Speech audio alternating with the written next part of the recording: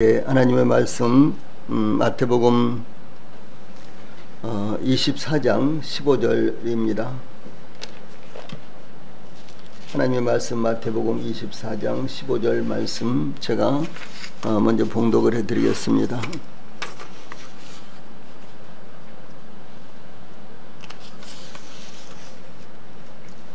하나님의 말씀 마태복음 24장 15절 말씀 제가 먼저 봉독을 해드리겠습니다. 그러므로 너희가 선지자 다니엘이 말한 바 멸망에 가증한 것이 거룩한 것에 선 것을 보거든 읽는 자는 깨달을진저. 아멘. 자, 앞에 보시고 함께 같이 읽읍시다. 시작. 그러므로 너희가 선지자 다니엘이 말한 바 멸망에 가증한 것이 거룩한 곳에 선 것을 보거든 읽는 자는 깨달을진저. 아멘. 오늘은 마태복음 24장 15절 말씀을 통해서 멸망에 가증한 것, 이 멸망에 가증한 것이란 어떤 것이며 그가 역사하는 것은 또 어떤 것인가, 이런 내용들을 통해서 교훈을 받도록 하겠습니다. 예수님께서 성전을 보시고 너희가 이 모든 것을 보지 못하느냐, 내가 진실로 너희에게 이르노니 돌 하나도 돌 위에 남지 않고 다 무너뜨려지리라, 이렇게 말씀하시자 제자들은 더욱 궁금해졌습니다. 그러므로 예수님께서 성전과 예루살렘이 내려다 보이는 감람산 위에 앉으셨을 때 제자들이 예수님께 조용히 나와 우리에게 이루소서 어느 때에 이런 일이 있겠사오며 또 주의 임하심과 세상 끝에는 무슨 징조가 있으리까, 이렇게 질문을 했습니다. 그때 예수님께서 마지막 때의 징조와 대환란에 대해서 말씀하셨는데, 특히 민족이 민족을, 나라가 나라를 대적하여 일어나겠고 곳곳에 기근과 지진이 있으리니 이 모든 것은 재난의 시작이니라 라고 대환란이 시작된다는 것을 말씀을 하셨습니다. 우리는 대환란의 시작과 함께 신자들이 어디를 가거나 극단의 박해를 받게 될 것이며 도덕과 윤리와 인간관계가 무너지며 거짓 선자들이 많이 일어나 많은 사람들을 미혹할 것이며 불법이 증가함으로 많은 사람의 사랑이 식어지지만 끝까지 견디는 자는 구원을 얻게 될 것이라고 하는 말씀을 지난 시간에 살펴보았습니다. 또한 예수님께서는 14절에서 이 천국 복음이 모든 민족에게 증언되기 위하여 온 세상에 전파되리니 그제야 끝이 오리라 라고 이렇게 말씀을 하셨습니다. 이 천국 복음은 천국에 관한 기쁜 소식으로 예수님께서 왕으로 오셔서 통치하신다 라고 하는 이와 같은 소식입니다. 이와 같은 천국 복음이 모든 민족에게 증거되기 위해 온 세상에 전파될 때 세상의 끝이 임한다라고 하는 사실입니다. 이 사도시대에는 온 세상에 했을 때 온 세상을 로마가 통치하는 세계로 보았습니다. 이 로마가 통치하는 영역 내에는 수많은 민족들이 있었지만 모든 민족은 지구상에 거주하는 모든 민족으로 지구상에 있는 모든 지역, 곧 전 세계의 모든 지역의 주민들을 가리키며 천국 복음이 온 세계에 전파될 때 비로소 끝이 온다라고 하는 말씀입니다.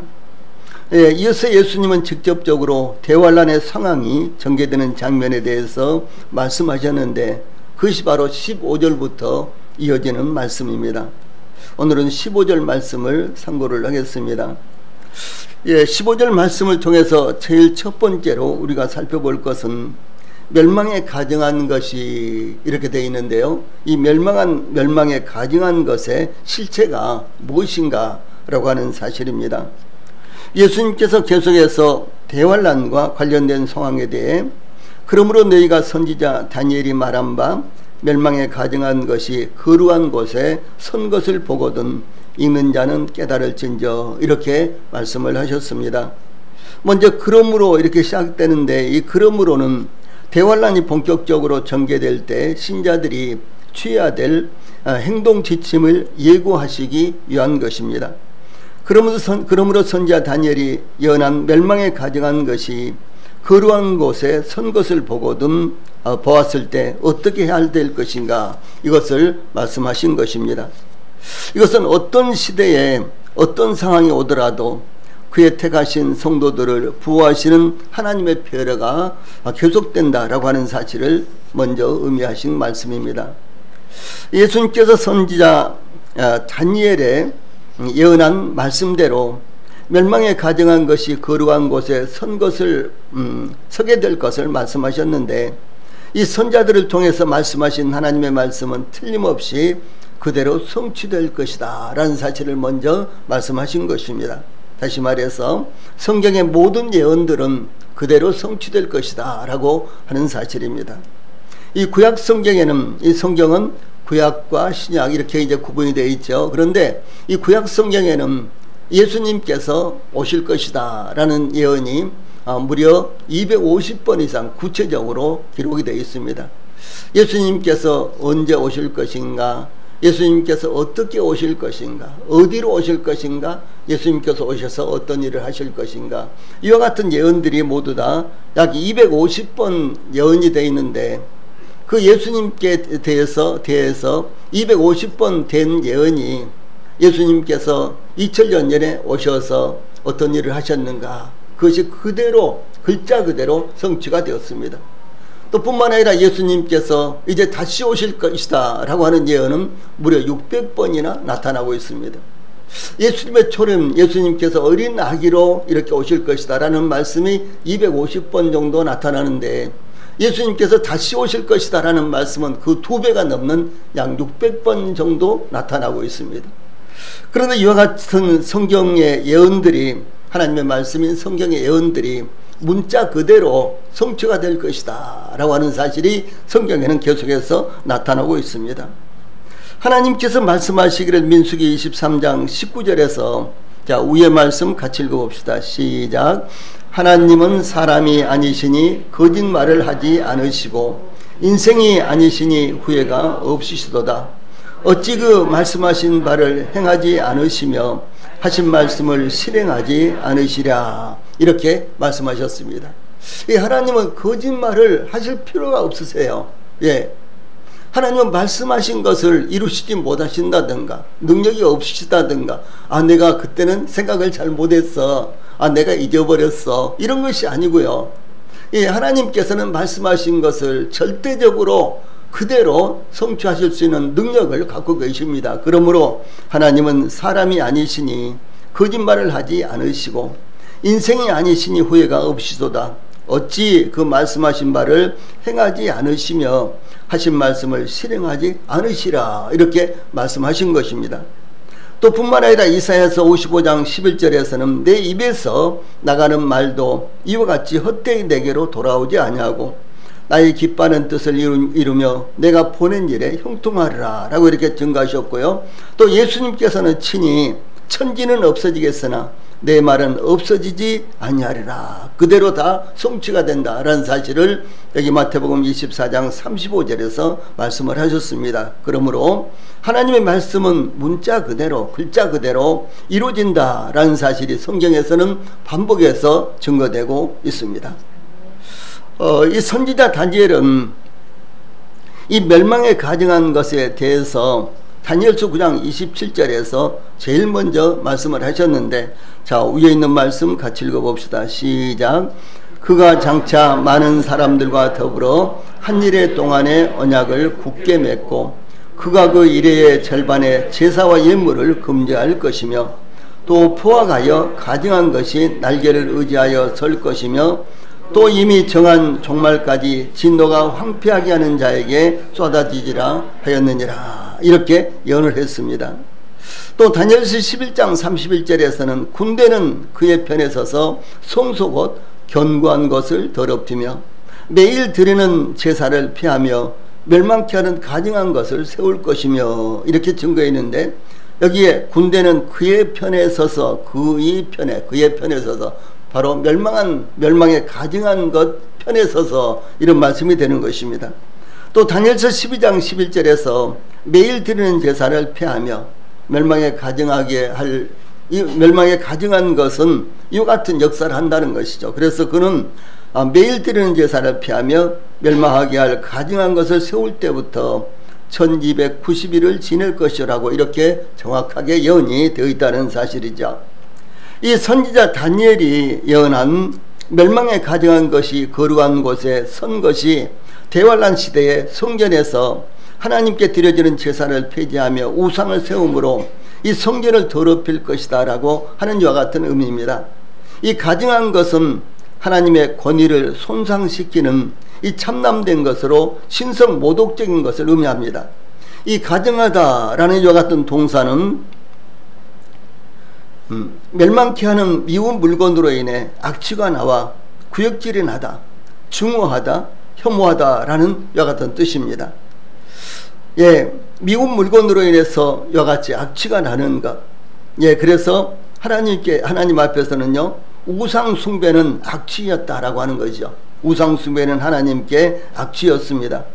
이 더구나 피조물이 하나님을 대신하여 하나님께 드려지는 예배를 가로챈다거나 하나님 대신 다른 것을 세우는 것은 하나님께서 가증히 여기시는 것입니다. 이 창세기 3장에 보면 제일 먼저 이 뱀을 가장한 이 사탄이 하나님을 대신하는 것으로 나타납니다. 예, 그 위에도 이와 같은 일들은 여러 번 나타나고 오늘날은 심지어 인간들이 자신이 하나님이다, 자신이 성령이다, 자신이 재림주다 라고 하는 이와 같은 자들이 얼마나 많이 일어나고 있습니까? 예, 이와 같은 것들은 하나님 앞에 가장 악취가 나는 이와 같은, 하나님께서 도저히 받으실 수 없고 가까이 갈 수 없는 이와 같은 죄악된 것들이다라고 하는 사실을 말씀하고 있는 것입니다. 이스라엘 백성들이 애굽에서 430년 동안이나 이제 체류하다가 나중에는 노예가 됐죠. 그래서 이제 날마다 강제 노동에 시달리고 산하 제한을 받고 여러 가지 이와 같은 학대를 받다가 이 하나님의 인도하심으로 말미암아 이제 모세를 통해서 이스라엘 백성들이 출애굽을 하는데 애굽에서 나오게 되는데, 이 모세가 하나님의 부르심을 받아 이제 시내산에 올라가서 이제 빨리 내려오지 않자 이스라엘 백성들은 이 아론을 향하여, 모세의 형이 아론인데 모세와 아론이 이스라엘 백성들의 지도자로서 이스라엘 백성들을 인도하고 있었습니다. 그때 아론을 향해서 일어나라, 우리를 위하여 우리를 인도할 신을 만들라. 이 모세 곧 우리를 애굽 땅에서 인도하여 낸 사람은 어찌 되었는지 알지 못함이니라. 출애굽기 32장 1절에 보면 이렇게 요구하는 내용이 나옵니다. 예, 이스라엘 백성들은 그들의 아내와 자녀의 귀에서 금고리를 빼내 그것을 부어 종합칼로 새겨서 금송아지를 만들어서 이스라엘아, 이는 너희를 애굽 땅에서 인도하여 낸 너희의 신이로다 라고 이렇게 공포하며 절기를 선포하며 그 앞에 번제를 드리며 화목제를 드리고 축제를 거행을 했습니다. 예, 금송아지를 만들어 놓고 이것이 하나님이다, 이것이 너희를 애굽에서 인도해낸, 이끌어낸 하나님이다 라고 이렇게 선포하면서 그 앞에 제사를 드리면서 축제를 거행을 했던 것입니다. 그때 하나님께서 내가 이 백성을 보니 목이 뻣뻣한 백성이로다. 그런즉 내가 하는 대로 두라. 내가 그들에게 진노하여 그들을 진멸하고 너를, 모세를 큰 나라가 되게 하리라. 이렇게 말씀하셨습니다. 이 말씀을 통해서 우리가 볼 수 있는 것이 무엇인고는 우상을 만들거나 경배하지 말라고 명령을 한 이와 같은 말씀입니다. 출애굽기 20장 4절로 5절에는 10계명이 나오는데, 이 10계명이 출애굽기 20장에 나오는데 그 중에서 이제 4절로 5절에는 10계명의 두 번째가 나타나고 있습니다. 자, 위에 있는 말씀 같이 읽어봅시다. 시작. 너를 위하여 새긴 우상을 만들지 말고 또 이로 하늘에 있는 것이나 아래로 땅에 있는 것이나 땅 아래 물속에 있는 것에 어떤 형상도 만들지 말며 그것들에게 절하지 말며 그것들을 섬기지 말라. 나 내 하나님 여호와는 질투하는 하나님인즉 나를 미워하는 자의 죄를 갚되 아버지로부터 아들에게로 3, 4대까지 이르게 하거니와 라고 이렇게 말씀을 하셨습니다. 이것은 여기 그 땅 아래 풀 속이 아니라 물 속입니다. 그 오타가 있는데, 이것은 십계명의 두 번째, 십계명의 첫 번째는 나 외에 다른 신을 내 앞에 두지 마라, 있게 하지 말라, 이런 말씀이고, 십계명의 두 번째는 그것이 하늘에 있는 것이든지 땅에 있는 것이든지 땅 아래 물속에 있는 것이든지 간에 그것을 형상을 만들지 말고 거기 경배하거나 기도하거나 이렇게 하지 말라, 이런 말씀입니다. 예를 들어서 오늘날 로마 가톨릭 천주교회는 어떻습니까? 예수님 상은 물론이고 마리아 상은 어디든지 가면 다 있죠.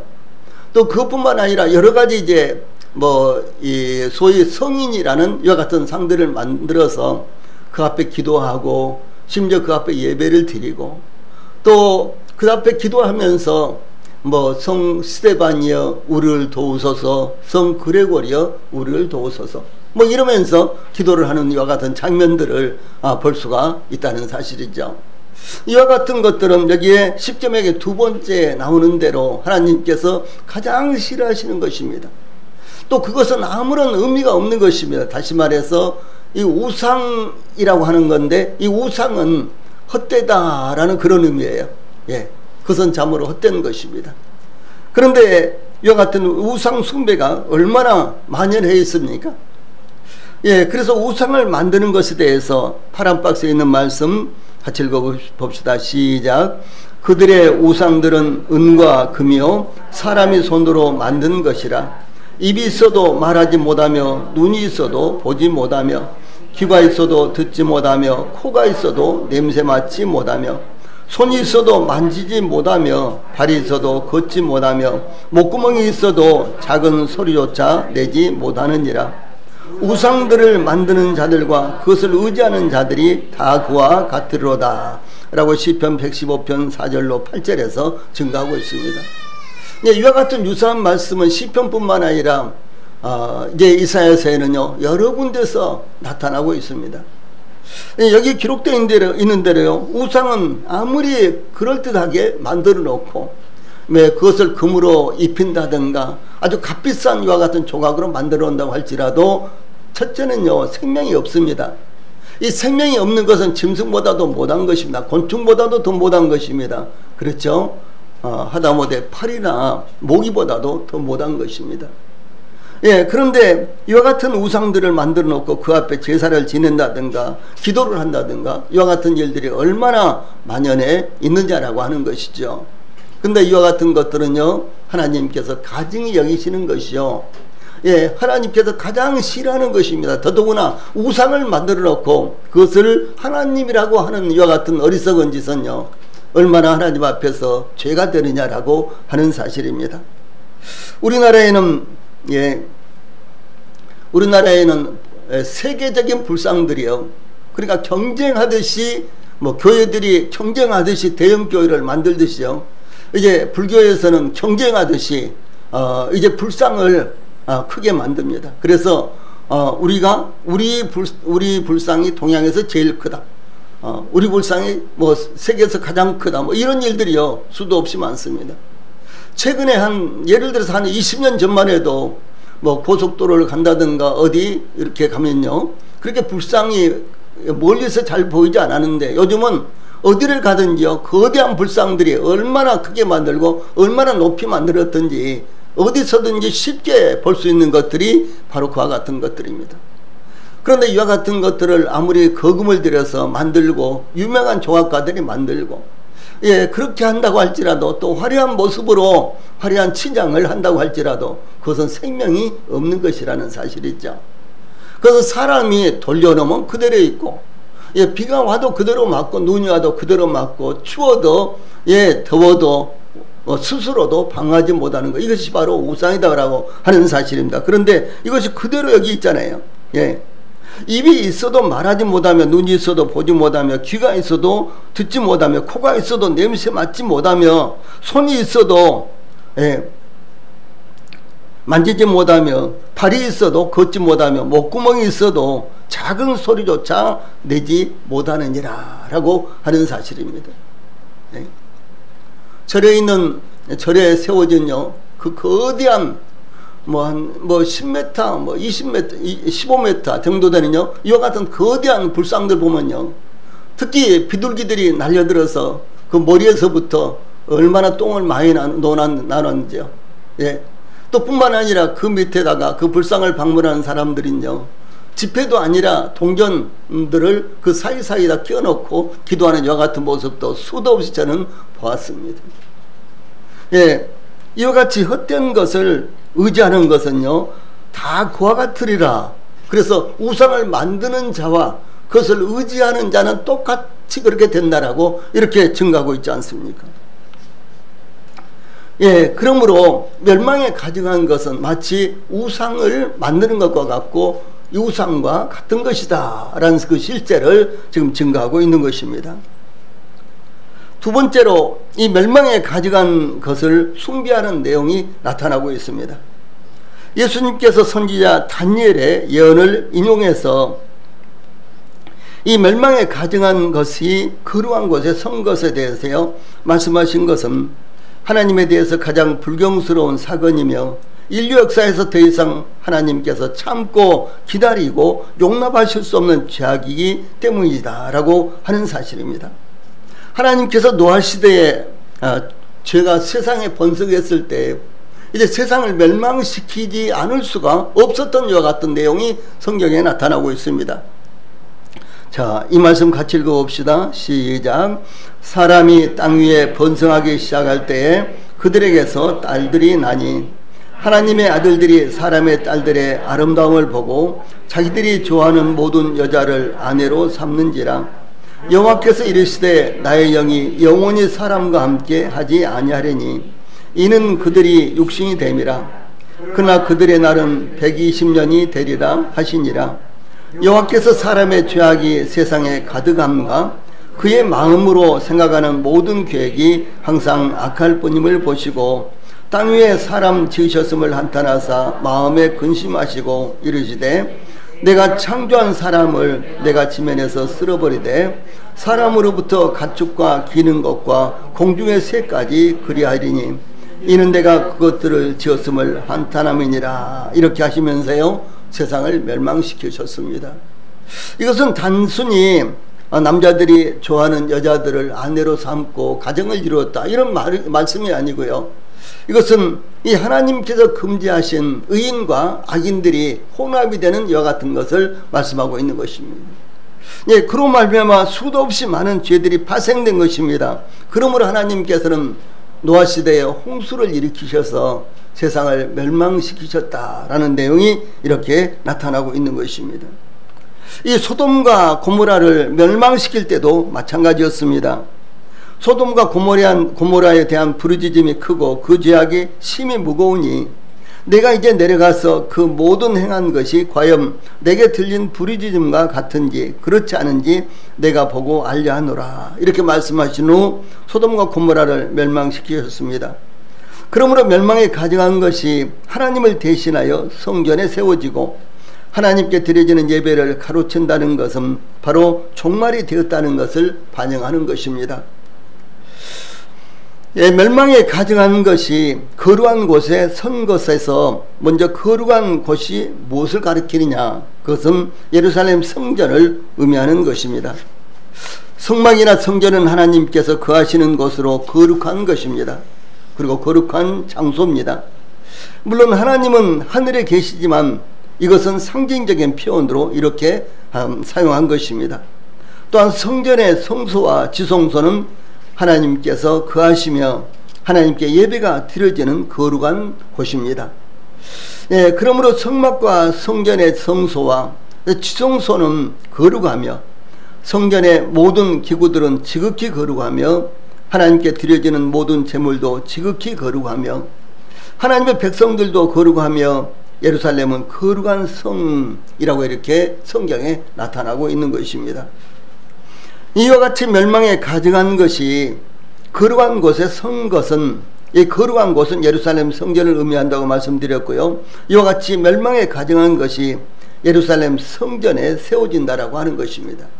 이 성전은 하나님께서 거하시는 것이요 하나님께서 예배를 받으시는 곳인데 하나님을 대신해서 멸망에 가증한 것이 그 성전에 세워져서 하나님을 대신하게 된다라고 하는 사실입니다. BC 168년 수리아의 왕 안티오쿠스 에피파네스라는 이 안티오코스 에피파네스 4세인데, 이 안티오코스 에피파네스라는 사람이 매일 드리는 예루살렘을 정복하고요, 예루살렘에 들어와서 매일 드리는 제사를 폐하였고요, 이 성소를 더럽혔는데 예루살렘 성전의 제단 위에 제우스의 제단을 세우고 그 제단에 부정하게 취급되는 돼지를 제물로 바쳤던 것으로, 성경에 보면 돼지는 부정한 것으로 이렇게 인식이 되어서 하나님께 제물로 드릴 수가 없었습니다. 그런데 하나님께서 부정하게 여기시는 이 돼지를 제물로 드린 사건이 있었습니다. 이것은 성경 그 외경이라고 하는 이와 같은 그 당시에 기록된 성경을 보완하는 이와 같은 문서들에 계속해서 나오고, 또 뿐만 아니라 그 당시에 살았던 요세푸스라는 이와 같은 사람에 의해서 그의 책에 의해서 나타나고 있는 것들입니다. 그래서 이 선지자 다니엘의 예언이 이렇게 성취되었다고, 그러니까 안티오코스 에피파네스에 의해서 성취되었다고 분별하기도 합니다.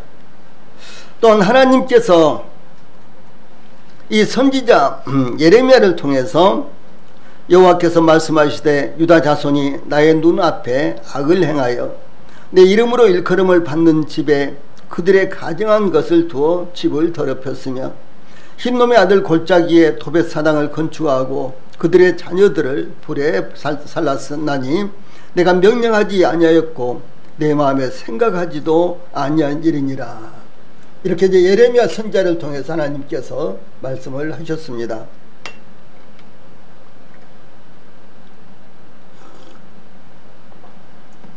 그래서 이와 같은 사건이 멸망에 가증한 것이 성전에 세워진 것이다. 그래서 그때 예레미야 시대에 성취되었다라고 이렇게 말하기도 합니다.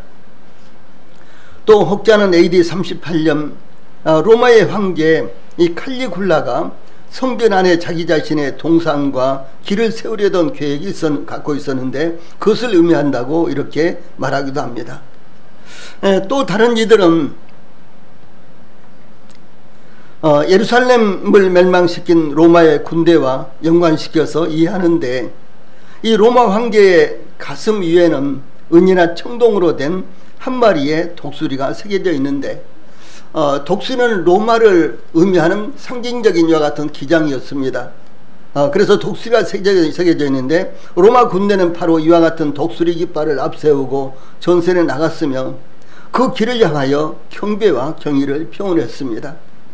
AD 70년 예루살렘을 정복하고 회파한 티투스 이 장군은 나중에 이제 베스파산두스 이어서 황제가 됐죠. 근데 티투스는 그들의 우상을 성전으로 가져와 이 성전의 동편문에 놓고 거기서 제사를 드렸는데 그 사건이라고, 그러니까 멸망에 가정한 것이 예루살렘 성전에 세워진 것은 그 사건을 의미한다라고 이렇게도 분별하는 분들이 있습니다. 또 어떤 이들은 AD 70년 열심 당원들이 예루살렘 성전을 더럽힌 사건과 관련시키기도 합니다. 당시 열심 당원들은 대제사장을 살해하고 매일 드리는 제사를 회방했으며 합법적 절차를 거치지 않고 대제사장을 그들의 마음대로 임의대로 임명을 했습니다. 요세푸스는 그들의 만행이 예루살렘 멸망의 직접적인 원인이라고 단정 짓기도 하는데, 이 요세푸스는 그 당시 살아있는 이와 같은 학자요 역사가였습니다. 그래서 멸망에 가증한 것이 예루살렘에 세워진다, 예루살렘 성전에 세워진다 라고 하는 것은요, 이제 예수님 이후에까지, 그러니까 AD 70년까지 여러 가지 이런 사건들이 있었는데 이런 사건들을 의미한다 라고 이렇게 분별하는 학자들이 많이 있습니다. 그런데 이런 것을 이제 이렇게 분별하기도 하지만, 그러나 이제 궁극적으로는 이 멸망에 가증한 것이 이제 예루살렘 성전에 이제 들어가서 자기가 하나님이라고 이렇게 자신을 소개하면서 모든 사람들에게, 특히 이스라엘 백성들에게 자기를 경배할 것을 강요하는 이와 같은 이제 역사가 대환란 시대에 일어날 것이다 라고 하는 사실입니다. 세 번째로는 이 멸망에 가정한 것이 그럼 어떻게 멸망할 것인가, 그 종말을 이제 종말을 나타내고 있습니다.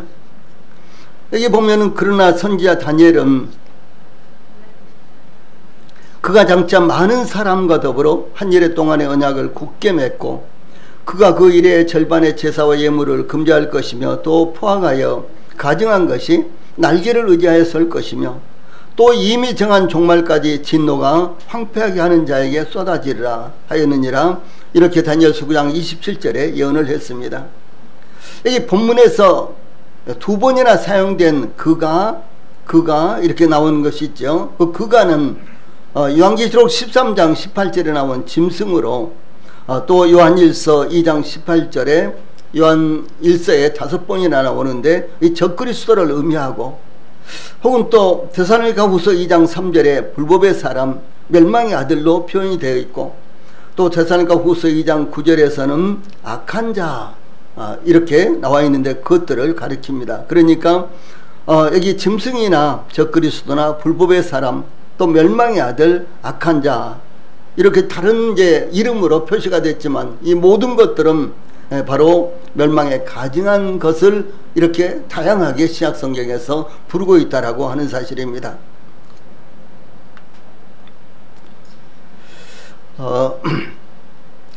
그가 장차 많은 사람들과 더불어 한 일해 동안의 언약을 굳게 맺고, 다니엘서 9장 27절 말씀이죠.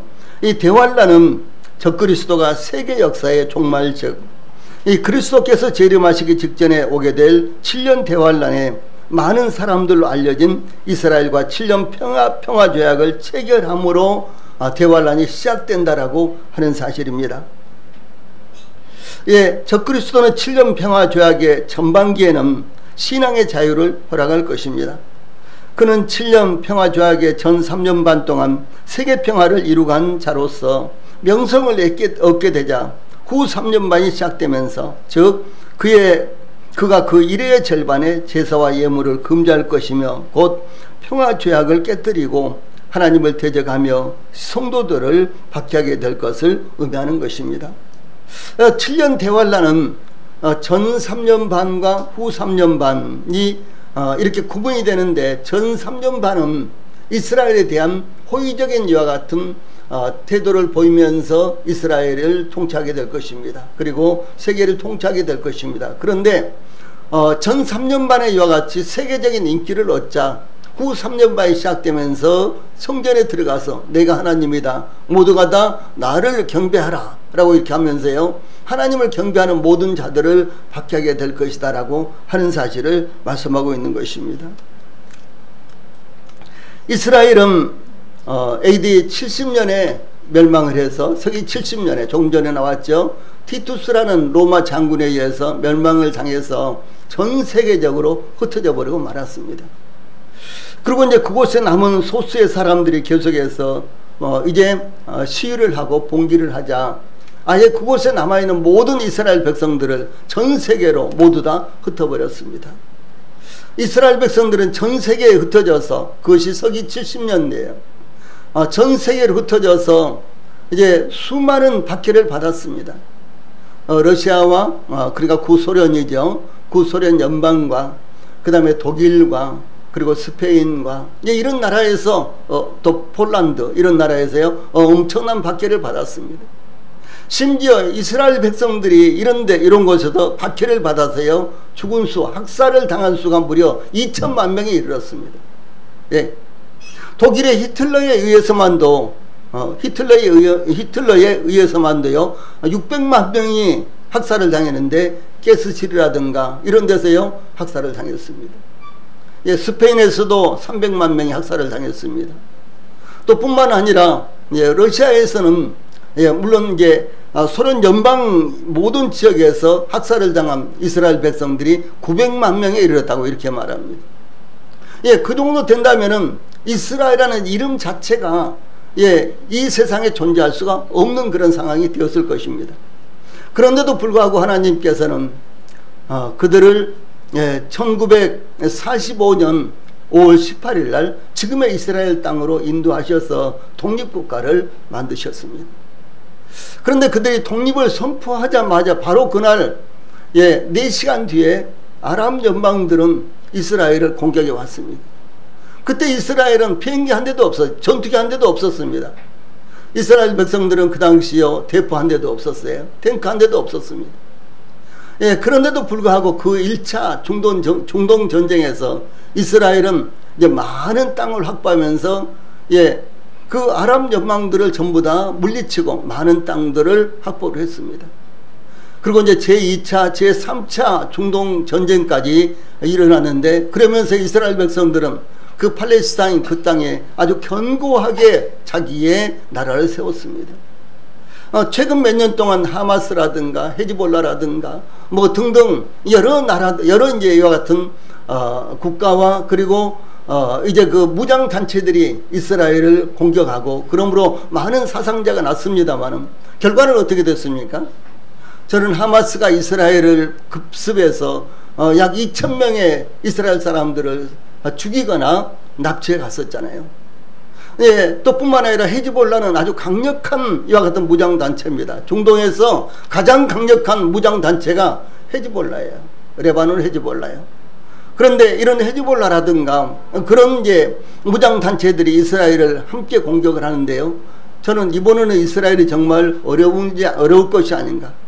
근데 하나님의 약속이 있기는 하지만 이번에는 이스라엘이 큰 어려움을 겪겠다라고 이렇게 생각을 했는데요, 그런데 이스라엘은 그것을 완전한 승리로 이끌었습니다. 지금은 감히 이란도, 중동의 어떤 무장단체나 중동의 어떤 국가들도요, 이스라엘에게 무력으로 대항할 만한 이와 같은 국가가 완전히 사라졌습니다. 그리고 트럼프가 재선되면서 이제 하마스와도 헤즈볼라하고도요, 그 주변 이제 이와 같은 무장단체와 국가들하고 모두 다 평화가 지금 이루어지기 시작하고 평화조약이 지금 체결되기 시작하고 있습니다. 이것은 우리가 그냥 볼 일이 아닙니다. 이 성경에서는 분명히 이스라엘이요, 주변에 이렇게 아랍 국가들, 이스라엘 주변 국가들과 7년 평화조약이 체결이 될 것인데, 바로 7년 평화조약이 체결됨과 동시에 이 땅에 대환란이 시작될 것이다 라고 하는 말씀이 바로 이것입니다.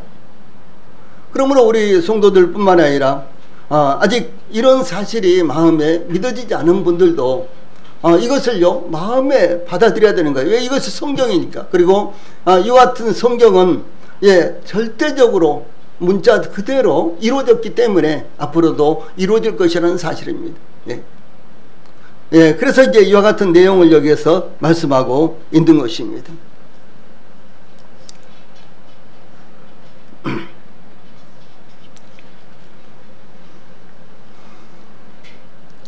여기 이제 이 평화조약을 깨뜨리고 이제 전 3년반이 지나고 후 3년반이 시작되면서 이 평화조약을 깨뜨리고 하나님을 대적하며 성도들을 박해하게 될 것을 의미하는데, 지금 제가 말씀드린 것이요, 7년 평화조약이 체결됨과 동시에 대환란이 시작되고, 그리고 전 3년반은 멸망에 가증한 것, 이 적그리스도라 그랬죠.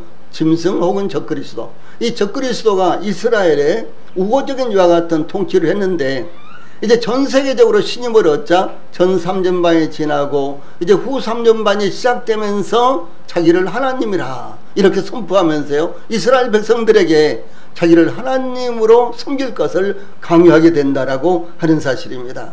이것이 멸망에 가증한 것, 곧 적그리스도, 짐승으로 표현되는 이와 같은 적그리스도의 통치의 방식이다라고 하는 사실입니다. 그래서 여기 다니엘서 7장 25절에 그가 장차 지극히 높으신 이를 말로 대적하며 또 지극히 높으신 이의 성도를 괴롭게 할 것이며 그가 또 때와 법을 고치고자 할 것이며 성도들은 그의 손에 붙임 바 되어 한 때와 두 때와 반 때를 지내리라 라고 예언한 대로, 적그리스도는 7년 평화조약의 후반기인 3년 반 동안에는 자신의 악한 실체를 드러내어 일방적으로 언약을 파기하고 하나님을 대적하고 하나님께 대한 예배를 금지할 것이며 성도들을 핍박할 것이다 라고 하는 사실을 말씀하고 있는 것입니다. 또 포악하여 가증한 것이 날개를 의지하여 설 것이며 이 말씀은 7년 평화조약의 후 3년 반에 거룩한 곳 즉 예루살렘 성전에 우상을 세우고 모든 사람들에게 우상을 경배하라고 명령을 내릴 것이다 라고 하는 사실을 말씀하고 있는 것입니다. 그래서 멸망에 가증한 것 곧 적그리스도는 자신이 하나님을 대적하며 또 뿐만 아니라 하나님을 대신할 우상을 계속해서 경배하도록 요청한다라고 하는 사실입니다. 우리 성도님들 지금은 얼마나 밝은 세상입니까? 그렇죠? 저희들이 어렸을 때만 해도 점쟁이라든가 무당이라든가 이런 미신들을 무척이나 많이 섬겼잖아요. 그것을 의지했죠. 제가 아주 어렸을 때 집안에 아픈 사람이 있으면, 동네에 아픈 사람이 있으면은 아주 많은 돈을 들여서 쌀을 한 2가마니씩, 그 당시엔 그랬어요. 쌀을 한 2가마니씩 들여서 큰 구설을 했습니다. 그래서 무당들이 와서 밤새도록 마구 춤을 추면서 꽹과리, 장구를 치면서 이렇게 춤을 추면서 구설했죠. 또 뿐만 아니라 누군가가 집안에 아픈 사람이 있으면 그 당시는 병원 가기도 어려웠어요. 병원도 또 거의 없었습니다. 그러니까 누구를 찾아가요? 점쟁이를 찾아갔죠. 그렇게 해서 왜 아픈지, 그리고 이제 방책을 주는 대로 이제 또 이렇게 나으려고 그렇게 하고 그랬었잖아요. 그 당시는 정말 어두웠어요. 모든 것이 어두웠습니다. 모든 것이 공개가 되지 않았어요. 근데 지금은 과학과 문화가 발달하고 발전함으로 말미암아 얼마나 밝은 세상이 되었습니까? 그런데도 불구하고요, 현재 우리나라에 이 수역에도 3군데나 점치는 데가 있어요. 수역에도요. 원래 제가 한 20년 전에 봤을 때는 한 곳에 아주 허름하게 이렇게 있었는데요. 지금은 아주 완전히 이렇게 집을 만들어 놓고 수역에 이렇게 딱 전철에서 나오면 바로 그 자리에요. 그리고 또 그 신하는 앞에 얼마나 사람들이 많이 다녀요. 그리고 자리가 좋습니까? 이런 곳에 수역에 3군데나 있습니다. 그런데 이와 같이 우리나라에요, 이 점을 치고 그리고 구슬하고 해서 생활하고 있는 사람들이 80만에서 100만에 이릅니다. 80만에서 100만에 이르러요. 그리고 젊은 사람들은 재미로 가서 점을 한 번씩 친다든가 이렇게 하고요. 또 뿐만 아니라 최근에 이 정부에서도 처음부터 끝까지 무속인들, 점쟁이 무당들이 이 현 정부를 이렇게 어떻게 하라고 고치를 하고 이렇게 해왔지 않습니까? 그런데 그 같은 무당 점쟁이들이 이 땅에요 80만에서 100만이에요. 여러분 이것이 얼마나 많은 수입니까? 그런데 이와 같이 밝은 세상이 되었는데도 불구하고 이것이 없어지지 않고 오히려 더 기승을 부리고 있는 이와 같은 모습을 볼 수가 있다는 사실이에요. 그래서 멸망에 가증한 것, 이 적그리스도의 역사는 어떻게 일어나는 거는 어떻게 해서든지 사람들의 마음을요 하나님을 떠나게 하고 하나님을 믿지 않게 하려고 하고 다른 생각을 가지고 하나님을 거부하게 만드는 이와 같은 것이 소위 적그리스도, 여기 멸망에 가증한 것의 역사다라고 하는 사실을 여러분들이 아셔야 되는 것입니다. 이 바빌론이야죠. 이 바빌론의 느부갓네살 왕은 금으로 높이 60규빗, 그리고 너비 6규빗의 신상을 만들었습니다. 60규빗이면요 30m예요. 그러니까 이 얼마나 거대한 신상입니까? 그래서 요즘 우리가 이 절에 크게 세워진 이와 같은 불상보다도 오히려 아주 더 큰 이와 같은 더 큰 신상이라고 이렇게 볼 수가 있습니다. 그런데 이와 같은 것을 만들어서요 두라 평지라는 곳에 세우고 낙성식을 열어서 모든 백성들과 나라들과 각 언어로 말하는 모든 자들에게, 다니엘서 3장 5절 6절 보면 너희는 나팔과 피리와 수금과 사면금과 양금과 생황과 이 모든 악기 소리를 들을 때에 엎드려 느부갓네살 왕이 세운 금신상에게 절하라. 누구든지 엎드려 절하지 아니하는 자는 즉시 맹렬히 타는 풀무불에 던져 넣으리라. 이렇게 공포를 했습니다. 느부갓네살 왕의 명령에 따라 악기 소리가 들릴 때 모든 사람들이 느부갓네살 왕이 세운 금신상 앞에 엎드려 경배를 했습니다. 그러나 유다 사람 사드락과 메삭과 아벳느고 이 세 사람은 왕이 세운 금신상 앞에 절하지 아니하므로 맹렬히 타는 풀무불에 던져졌습니다. 이와 같이 적그리스도는 성전에 앉아 자신이 하나님이라고 선포하며 경배할 것을 강요하게 할 것입니다. 대환란기에 세상을 다스리게 될 미래의 통치자는 자신을 절대적인 정치 세력으로 선포하고 온 세상에 자신을 경배할 것을 요구하며 참되신 하나님을 모독하고 이 성도들을 핍박할 것을 말합니다. 그래서 요한계시록 13장 4절로 7절에는 바로 이 적그리스도가 어떻게 세상에 나타나서 어떻게 세상을 미혹하고 통치할 것인가라는 사실이 나타나고 있습니다. 자, 여기 위에 있는 말씀 같이 읽어봅시다. 시작. 용이 짐승에게 권세를 주므로 용에게 경배하며 짐승에게 경배하여 이르되 누가 이 짐승과 같으냐? 누가 능히 이와 더불어 싸우리요 하더라. 또 짐승이 과장되고 신성 모독을 말하는 입을 받고 또 42달 동안 일할 권세를 받으니라. 짐승이 입을 벌려 하나님을 향하여 비방하되 그의 이름과 그의 장막 곧 하늘에 사는 자들을 비방하더라. 또 권세를 받아 성도들과 싸워 이기게 되고 각 족속과 백성과 방언과 나라를 다스리는 권세를 받으니 라고 이렇게 기록되어 있습니다. 아주 이 짐승은 절대적인 권세를 가지고 세상을 통치하게 된다라고 하는 사실입니다. 트럼프가 당선되고 이제 이 길을 시작을 했는데요. 전 세계가 관세와 그리고 트럼프의 정책에 지금 그야말로 흔들리고 있습니다. 기존에 평화롭던 이와 같은 정책들이요 모두가 다 지금 흔들리고 있는 사실입니다. 있는 가운데 있습니다. 앞으로 4월이 되면 이제 다음 주부터 3월이죠. 4월이 되면 우리나라도 엄청나게 많은 이제 관세 폭탄을 이제 면하지 못하게 될 것이고 그에도 많은 문제들이 우리나라에 야기가 될 것입니다. 그야말로 아주 세계적으로 지금까지 생각지 못했던 강력한 이와 같은 통치, 제가 지난주에 그랬죠.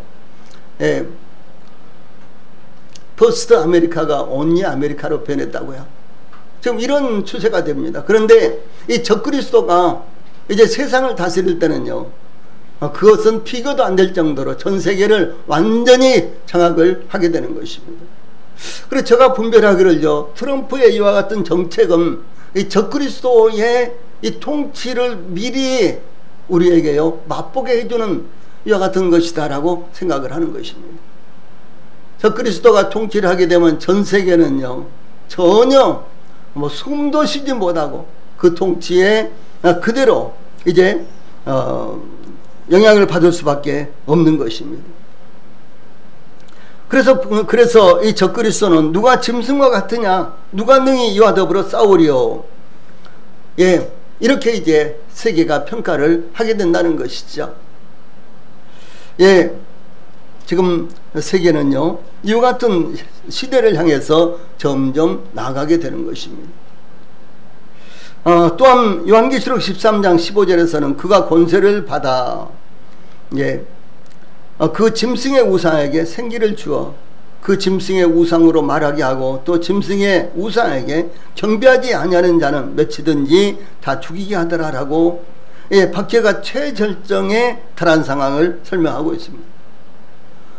짐승, 이 소위 적그리스도가 거대한 우상을 세워놨는데 지금까지 그 우상은 입에서도 말하지 못하고 귀가 있어도 듣지 못하고 코가 있어도 냄새를 맡지 못하고 뭐 그랬잖아요. 손이 있어도 아무것도 못하고. 그런데 이 마지막 시대에, 대환란 시대에 적그리스도가 자기를 경배하기 위해서 우상을 만드는데 그 우상은 말도 하고 여러 가지 일도 한다는 것이죠. 여러분, 이것을요, 저희들은 과거에는 저 같은 경우도 과거에는 상상도 하지 못했습니다. 그런데 이것이 지금은 현실 그대로 이루어지고 있는 것입니다. 지금 AI 시대예요. 예, 사람처럼 생각하고 사람 이상으로 수단과 방법을 가지고 이 활동을 하는 이와 같은 AI 시대가 되었습니다. 그래서 장난감 로봇도 나왔더라고요. AI 로봇. 그래서 아이들이 그 장난감 로봇을 손을 잡고요, 걸어 다니다가, 근데 그 로봇가 넘어지면 자기 발로 일어나서 또 함께 걷고요. 지금 이런 시대가 된 거예요. 예. 그리고 탈북자들이 너무너무 놀란 것이 무엇인 거는 밥솥을 쌌는데 밥솥에서 말을 하더라는 거예요. 예, 그분들이 북한에 있을 때 상상을 해본 일이겠어요? 상상을 못한 일이죠. 그런데 밥솥을 사왔는데 밥솥에서 말을 하더라는 거예요. 밥이 다 됐다, 뭐 어쩌다 이렇게 말을 하더라는 거예요. 너무 처음에 놀라서 깜짝 놀랐다는 거예요. 밥솥에서 말을 해버리니까 깜짝 놀랐다는 거예요. 예. 그런데 그런 시대가 이제 우리 앞에 있는 것이 아니라 지금 우리가 겪고 있는 것입니다. 예, 그런데 이 멸망에 가증한 것, 곧 적그리스도가 우상을 만들었는데 그 우상이 말을 하고 기적을 일으키고, 예, 이렇게 하더라는 것이죠. 예, 이와 같은 현실이 이제 곧 이루어지는 것입니다. 그래서 짐승이 만든 우상으로 인해서 기적 같은 일들이 일어나서 수많은 사람들을 미혹하게 될 것입니다. 짐승은 이러한 인기를 통해서 우상을 경배하게 하고, 예, 자신을 하나님으로 추앙하게 할 것입니다. 그러므로 대환란 후반기에는 짐승의 미혹을 받지 않고 그의 명령을 거부하는 자들, 그 표를 받지 않은 사람들은요, 수없이 많은 사람들이 죽음을 당함으로 순교의 사건들이 계속해서 나타나게 될 것입니다. 그러므로 여기 15절 마지막 부분에 또 이미 정한 종말까지 진노가 황폐하게 하는 자에게 쏟아지리라. 이 말씀은 소위 멸망에 가져간 것이 어떻게 그러면 스스로 멸망할 것인가 라고 하는 사실입니다. 여기 이미 정한 종말까지는, 이 종말은 하나님께서 정하신 역사의 경륜이요, 역사의 필연적인 과정이라는 것입니다.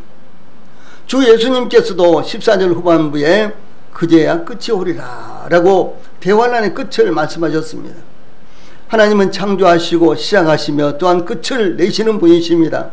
은혜의 시대가 곧 끝나게 될 것이며, 그러니까 저희들이 듣고 마음으로 믿으면 구원받지요. 이런 시대가요, 얼마 남지 않았어요. 예, 이런 시대가 계속되는 것이 아닙니다. 예, 이런 시대의 끝이 이제 오는 것입니다. 그리고 대환란도 또 천년왕국도 끝나고 이제는 하나님의 영원한 통치가 이제 이루어지는 그런 세계가, 그런 시대가 시작될 것입니다. 그래서 이미 정한 종말까지 진노가 황폐하게 하는 자에게 쏟아지리라 해서, 황폐하게 하는 자는요, 짐승인 적그리스도를 가리킵니다.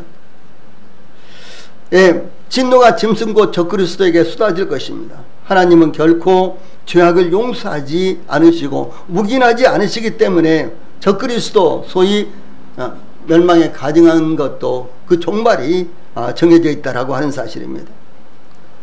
잠언 8장 7절에서는 내 입은 진리를 말하며 내 입술은 악을 미워하느니라 라고 하나님께서 말씀하셨고, 또 예레미야 51장 56절에서는 여호와는 보복의 하나님이시니 반드시 보응하시리로다.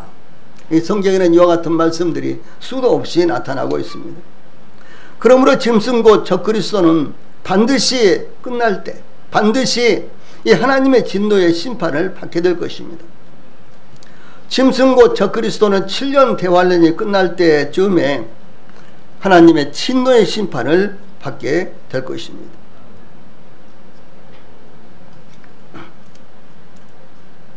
그래서 짐승이 잡히고 그 앞에서 표적을 행하던 거짓 선자도 함께 잡혔으니 이는 짐승의 표를 받고 그의 우상에게 경배하던 자들을 표적으로 미혹하던 자라.